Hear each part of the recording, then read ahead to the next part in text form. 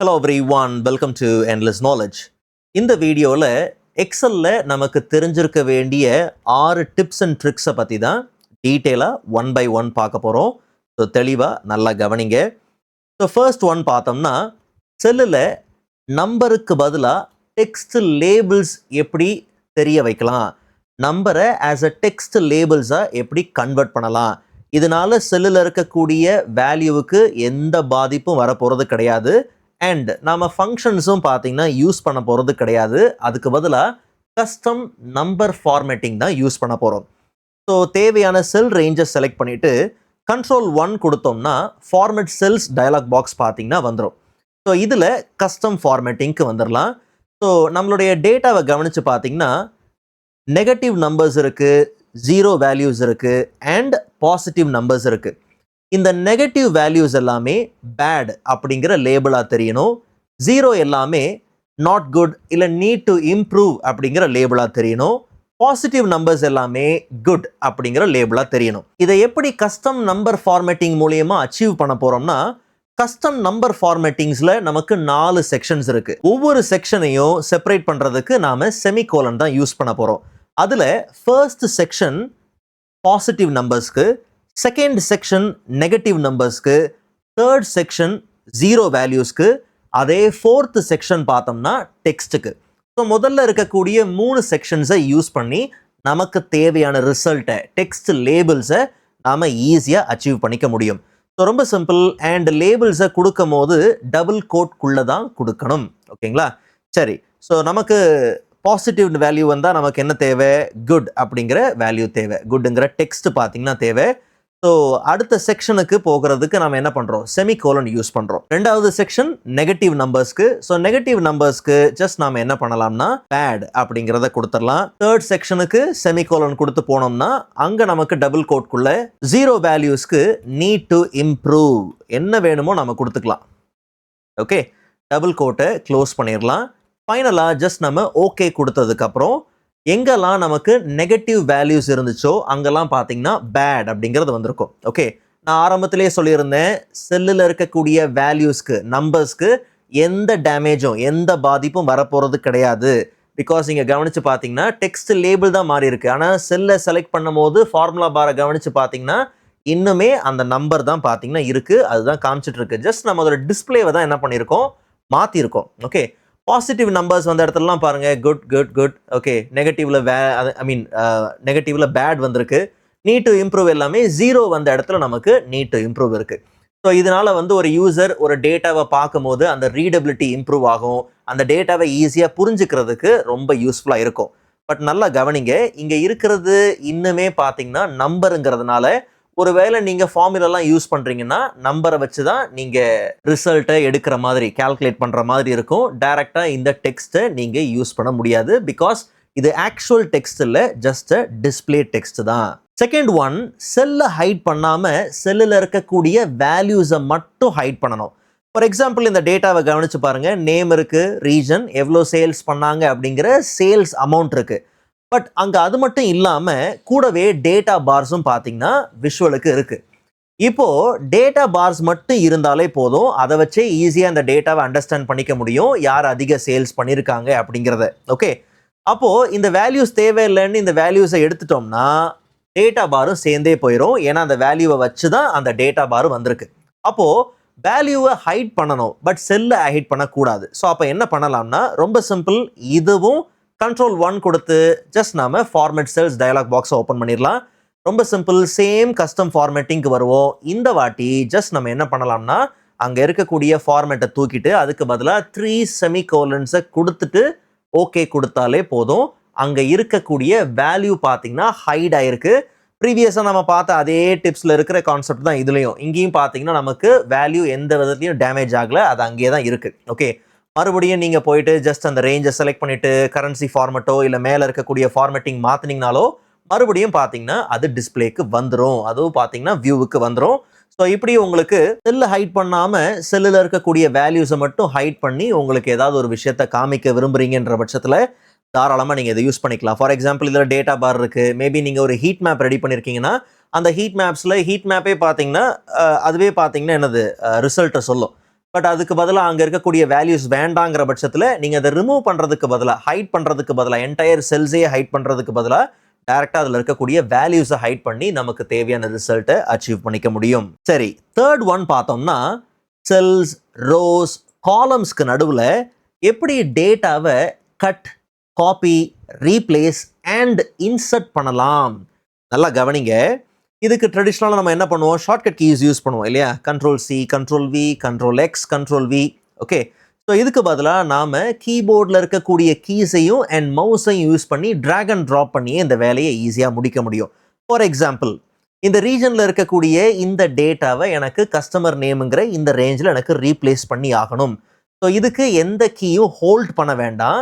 Just நாம் select பண்ண ரேஞ்சோட அந்த பார்டருக்கு வந்தோம்னா நம்மளுடைய ஏரோ, அந்த கர்சரை கவனித்து பாருங்கள், 4 சைடு ஏரோ காமிக்குதா.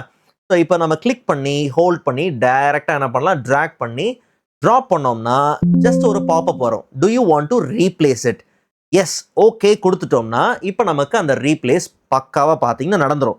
ஆனால் இந்த ஆக்ஷன் செஞ்சதுக்கப்புறம் சோர்ஸ் டேட்டா பார்த்தீங்கன்னா இங்கேருந்து மூவ் ஆயிருக்கு.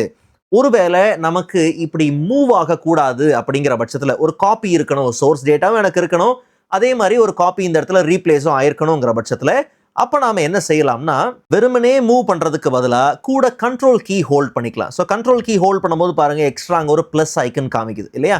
ஸோ அப்போது இது நமக்கு ரீப்ளேஸும் ஆக போகுது, அதே மாதிரி ஆஸ் யூஷுவல் ஒரு காப்பி, ஒரு டூப்ளிகேட்டும் பார்த்தீங்கன்னா நடந்திருக்கும். ஸோ அப்போ சோர்ஸ் டேட்டாவும் இருக்கும் அண்ட் டூப்ளிகேட்டும் பார்த்தீங்கன்னா நடந்திருக்கும். ஸோ இப்படி நமக்கு தேவைன்னா தாராளமாக என்ன பண்ணலாம், இந்த கண்ட்ரோல் ப்ளஸ் ட்ராகை யூஸ் பண்ணி நமக்கு தேவையான இந்த காப்பி, இந்த ரீப்ளேஸிங்கை நம்ம ஈஸியாக பார்த்தீங்கன்னா அச்சீவ் பண்ணிக்க முடியும். ஒருவேளை இந்த ரேஞ்சோ இல்லை ஃபார் எக்ஸாம்பிள் இந்த என்டையர் காலம் கூட வச்சுக்கலாம். ஓகே, இந்த என்டையர் காலமை எனக்கு மூவ் பண்ணி ப்ராடக்ட்ஸுக்கும் ஆர்டர் ஐடிக்கும் இந்த 2 காலமுக்கு நடுவில் வைக்கணுங்கிற பட்சத்தில் அப்போ நாம் என்ன பண்ணலாம்னா ட்ராக் பண்ணுறதுக்கு முன்னாடி ஷிஃப்ட் கீயை ஹோல்ட் பண்ணிவிட்டு ட்ராக் பண்ணலாம். ஸோ இது பார்த்தீங்கன்னா கரெக்டாக எதுக்கு நடுவில், எந்த காலமுக்கு நடுவில் நாம் ஸ்குவீஸ் பண்ண போகிறோம், எந்த காலமுக்கு நடுவில் இன்சர்ட் பண்ண போகிறோங்கிறத காமிக்கும். ஓகே, ஒருவேளை இப்படி பண்ணாமல் டேரெக்டாக நம்ம மூவ் பண்ண முடியாதுன்னா டேரெக்டாக மூவ் பண்ணோம்னா அது ரீப்ளேஸ். ஓகே, ஸோ அப்படி இல்லாமல் ஃபார் எக்ஸாம்பிள் இப்படி ஒரு ரேஞ்சை மட்டும் செலக்ட் பண்ணுறீங்கன்னா இன்னும் உங்களுக்கு ரொம்ப தெளிவாக தெரியும். கவனிச்சிங்களா, கரெக்டாக எந்த ரோ ஆர் எந்த காலம் அப்படி கூட நீங்கள் என்ன பண்ணலாம் வைக்கலாம். எந்த காலமுக்கு நடுவிலையா இல்லை ரோவுக்கு நடுவிலையா எப்படி வேணுமோ நீங்கள் என்ன பண்ணலாம் வச்சுக்கலாம். ஓகே, ஸோ அது அப்போ அங்கேருந்து என்ன ஆயிரும், மூவ் ஆயிரும். இதே ஆக்ஷன் பட் எனக்கு இப்போ எப்படி நடந்துச்சு, அந்த கம்ப்ளீட் சோர்ஸ் அப்படியே தான் என்ன ஆயிருக்கு, மூவ் ஆயிருக்கு. பட் அது ஒரு டூப்ளிகேட்டாக வேணுங்கிற பட்சத்தில் நோ ப்ராப்ளம், கண்ட்ரோல் ஷிஃப்ட் என்ன பண்ணலாம், யூஸ் பண்ணலாம். ஓகே, ஃபார் எக்ஸாம்பிள் இந்த சேம் என்டையர் டேட்டான்னு வச்சுப்போம், இந்த என்டையர் காலம் வச்சுப்போம், கண்ட்ரோல் ஷிஃப்ட் கீ ஹோல்ட் பண்ணிவிட்டு அதுக்கப்புறம் நம்ம ட்ராக் பண்ணோம்னா இந்த காலமும் இருக்கும், ஐ மீன் ரீஜனுங்கிற சோர்ஸ் காலமும் இருக்கும், செகண்டரியாக நமக்கு டூப்ளிகேட்டும் பார்த்தீங்கன்னா வந்திருக்கும். ஸோ இதை நம்ம ஷார்ட்கட் கீஸில் யூஸ் பண்ணுவோம். ஓகே, மற்ற ட்ரெடிஷ்னலான ஒரு சில வழிகள் இருக்குது. அதுக்கு பதிலாக இந்த கண்ட்ரோல் ஷிஃப்ட் ட்ராகை யூஸ் பண்ணி நீங்கள் என்ன பண்ணலாம், செல்ஸ், ரோஸ் அண்ட் காலம்ஸ்க்கு நடுவில் தாராளமாக நீங்கள் கட்டு, காப்பி, ரீப்ளேஸ், இன்சர்ஷன் இதெல்லாம் நீங்கள் ஈஸியாக செஞ்சு முடிக்க முடியும். இப்போ பார்த்ததுக்கு சிமிலராகவே இன்னொரு விஷயம் பார்க்கலாம். 4th ஒன் பார்த்தோம்னா repeat last action. Okay, so இது நான் ஒரு சில டுட்டோரியல்ஸில் ஏற்கனவே பார்த்தீங்கன்னா சொல்லியிருக்கிறேன். F4ங்கிற ஷார்ட்கட் கீ யூஸ் பண்ணி லாஸ்ட் ஆக்ஷன்ஸை நீங்கள் ரிப்பீட் பண்ண முடியும். ஃபார் எக்ஸாம்பிள் நீங்கள் இப்போ ஒரு நியூ காலம் இன்சர்ட் பண்ணணும்னா இதுக்கு ட்ரெடிஷ்னலாக நம்ம என்ன பண்ணுவோம், ரைட் கிளிக் பண்ணி இன்சர்ட். ஓகே, பட் இதே ஆக்ஷன் நீங்கள் ரிப்பீட்டிவாக செய்ய வேண்டியது இருக்குது அப்படிங்கிற பட்சத்தில் இப்போ நம்ம இந்த ஆக்ஷனை செஞ்சுருக்கோம் இல்லையா, இதையே திருப்பி நம்ம ரைட் கிளிக் பண்ணி இன்சர்ட் அப்படி கொடுக்கறதுக்கு பதிலாக ஜஸ்ட் எந்த காலம் செலக்ட் பண்ணிவிட்டு F4ங்கிற ஷார்ட்கட் கீ ப்ரெஸ் பண்ணும்போது சேம் ஆக்ஷன் பார்த்தீங்கன்னா ரிப்பீட் ஆகும். ஓகே, ஃபார் எக்ஸாம்பிள் ஏதோ ஒரு ஃபார்மேட்டிங் வச்சுப்போமே சிம்பிளாக, இப்போ இது இந்த செல் எனக்கு போல்டாக வேணும். ஸோ அப்போ ஒரு வாட்டி செல்லை செலக்ட் பண்ணிட்டு போய் போல்டுன்னு கிளிக் பண்ணுறதுக்கு பதிலாக F4. ஸோ இப்படி லாஸ்ட் ஆக்ஷன்ஸை ரிப்பீட் பண்ணுறதுக்கு நாம் இந்த F4ங்கிற ஷார்ட்கட் கீ யூஸ் பண்ணலாம். ஒருவேளை உங்கள் கீபோர்டில் நான் எப்பயும் சொல்கிறது தான், ஃபங்க்ஷன் கீஸ் ஒர்க் ஆகலை அப்படின்னும் போது உங்கள் கீபோர்டில் FN அப்படிங்கிற ஒரு கீ இருக்கும். அந்த கீயை ஹோல்ட் பண்ணிவிட்டு அதுக்கப்புறம் ஃபங்க்ஷன் கீஸை நீங்கள் ப்ரெஸ் பண்ணி பாருங்கள். பட் மோஸ்ட்டாக சிங்கிள் கீலே வேலை செய்கிறது தான் இதில் லாபமே. ஸோ அப்படி ட்ரை பண்ணி பாருங்கள். ஓகே, ஆனால் கண்டிஷனல் ஃபார்மேட்டிங் அப்ளை பண்ண ப்ரோ, ஃபார்முலா எடிட் பண்ணேன், டேட்டா என்ட்ரி பண்ணேன், அந்த ஆக்ஷன் ரிப்பீட் ஆகலைன்னா அதெல்லாம் நடக்க போகிறது கிடையாது. ஸோ மோஸ்ட்டாக நீங்கள் இந்த ஃபார்மேட்டிங் சம்மந்தப்பட்டது இல்லை ரோஸ் அண்ட் காலம் இன்சர்ட்டிங், ஸோ இந்த மாதிரியான ஆக்ஷன்ஸை ரிப்பீட் பண்ணுறதுக்கு அதான் நீங்கள் ரொம்ப அடிக்கடி செய்கிற மாதிரி இருக்குது, ஐ மீன் ஃபர்தராக நீங்கள் நிறையா செய்யணும் அப்படின்னு வரும்போது நீங்கள் இந்த F4ங்கிற ஷார்ட்கட் கீயை அந்த டைமில் நீங்கள் அழகாக யூஸ் பண்ணிக்கிட்டீங்கன்னா உங்கள் டைம் எவ்வளவோ பார்த்தீங்கன்னா சேவ் ஆகும். ஓகே, சரி. 5th one, check boxes. So insert டேப்லேயே பார்த்தோம்னா நமக்கு கண்ட்ரோல்ஸுங்கிற குரூப்பில் செக் பாக்ஸஸ் வந்தாச்சு. ஸோ நீங்கள் எத்தனை செல்ஸுக்கு வேணுமோ எவ்வளோ செல்ஸுக்கு வேணுமோ நீங்கள் செலக்ட் பண்ணி அட் அ டைமில் நீங்கள் என்ன பண்ணலாம், செக் பாக்ஸஸை உள்ளே கொண்டு வர முடியும்.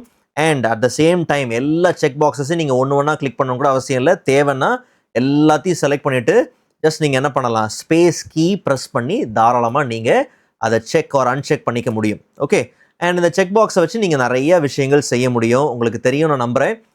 ஒரு சில சாம்பிள்ஸ் காமிக்கிறேனே. ஃபார் எக்ஸாம்பிள், இந்த செல்லில் நமக்கு என்ன தேவை, செக் பாக்ஸ் தேவை. அண்ட் இந்த செக் பாக்ஸ் நம்ம செக் பண்ணாத வரைக்கும் பாருங்கள் ஃபால்ஸ்ன்னு இருக்கும். செக் பண்ணிட்டோம்னா ட்ரூன்னு இருக்கும். ஓகே, ஸோ இந்த ட்ரூ அண்ட் ஃபால்ஸ் லாஜிக்கல் ரிசல்ட்டை வச்சு ஒரு செல்லில் என்ன வரணும், என்ன ஆக்ஷன் நடக்கணும் அப்படிங்கிறத நம்ம என்ன பண்ணலாம், ஈஸியாக கொடுக்கலாம். For example, equal to if function நம்ம எடுத்துக்கலாம். இந்த செல்லில் ஈக்குவல் டு ட்ரூன்னு இருந்துச்சுன்னா, ஓகே, அப்போ நம்ம என்ன பண்ணலாம், இந்த செல்லில் ட்ரூன்னு இருந்துச்சுன்னா, ஐ மீன் செக் பண்ணி இருந்துச்சுன்னா, ட்ரூன்னு இருந்ததுன்னா அப்போது 50ங்கிறது டிஸ்பிளே பண்ணணும். சாரி, 50ங்கிறது டிஸ்பிளே பண்ணணும். இல்லை செக் பண்ணி இல்லை ஃபால்ஸ்ன்னு தான் இருக்குதுன்னா 100 டிஸ்பிளே பண்ணி ஆகணும். ஓகே, ஸோ அப்போது செக் பண்ணி இல்லை அதனால் 100 வருது, செக் பண்ணிட்டோம்னா 50. ஓகே, ஸோ இந்த மாதிரி நம்ம ஈவன் கண்டிஷனல் ஃபார்மேட்டிங் கூட கொடுக்கலாம். ஃபார் எக்ஸாம்பிள், அந்த ரேஞ்சை கம்ப்ளீட்டாக செலக்ட் பண்ணிவிட்டு ஹோம் டேப்பில் போயிட்டு conditional formatting, new rule and use a formula, same அதே தான், ஈக்குவல் டு கொடுத்துடலாம். அண்ட் இந்த செல்லை செலக்ட் பண்ணிடலாம்.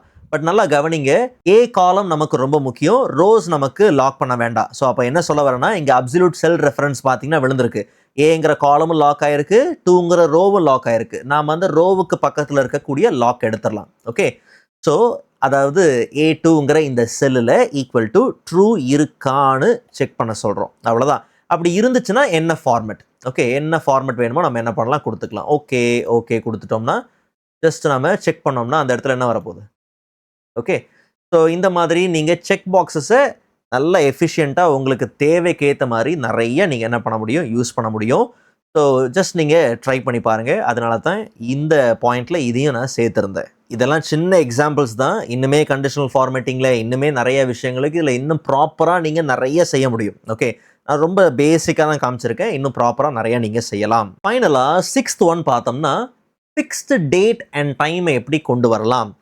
நல்லா கவனிங்க, டேட் அண்ட் டைம் கொண்டு வரதெல்லாம் ரொம்ப ஈஸி, நமக்கு ஏற்கனவே நல்லா தெரியும். ஸோ ஈக்குவல் டு நவ் கொடுத்து ஜஸ்ட் நம்ம என்டர் கொடுத்தோம்னாலே கரண்ட் டேட் அண்ட் டைம் பார்த்தீங்கன்னா நமக்கு வந்துடும். ஓகே, ஆனால் இந்த வந்திருக்கக்கூடிய ரிசல்ட் வந்து தற்காலிகமானது, டெம்பரரி தான். ஓகே, இது ஆட்டோமேட்டிக்காக அப்டேட் ஆகிட்டே இருக்கும். ஸோ கண்ட்ரோல் 1 கொடுத்து நான் என்ன பண்ணுறேன், உங்களுக்கு காமிக்கணும் டிஃப்ரென்ஸ். அதனால ஜஸ்ட் இங்கே செகண்ட்ஸையும் நான் என்ன பண்ணுறேன் சேர்த்துக்கிறேன்.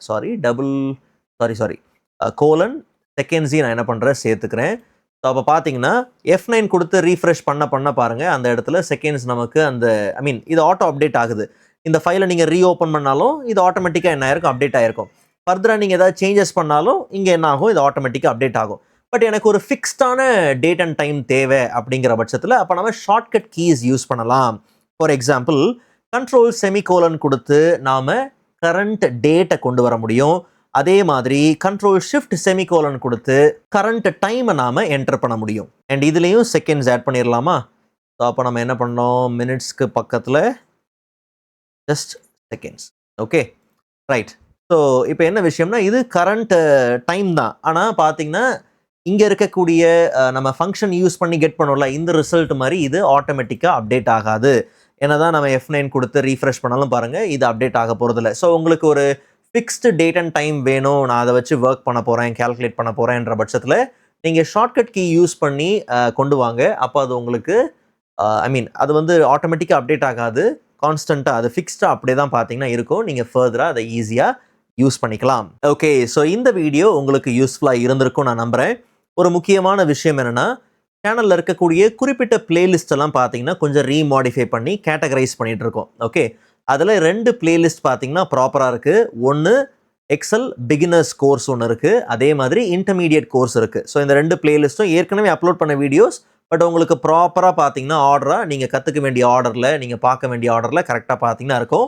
ஸோ ஜஸ்ட் அந்த 2 பிளேலிஸ்ட்டையும் நீங்கள் செக் பண்ணி பாருங்கள். அந்த 2 பிளேலிஸ்ட்டோட லிங்க்கையும் கமெண்ட்லேயும் சரி டிஸ்கிரிப்ஷன்லேயும் பார்த்தீங்கன்னா நான் கொடுத்துருக்குறேன். ஜஸ்ட் நீங்கள் செக் பண்ணி பாருங்கள். அந்த ஆர்டரில் நீங்கள் ஃபாலோ பண்ணி தாராளமாக நீங்கள் லேர்ன் பண்ணிக்க முடியும். ஸோ நெக்ஸ்ட் வீடியோவில் இதை விட இன்ட்ரெஸ்டிங்கான டாப்பிக்கை பார்க்கலாம். அதுவரை காத்திருங்கள்.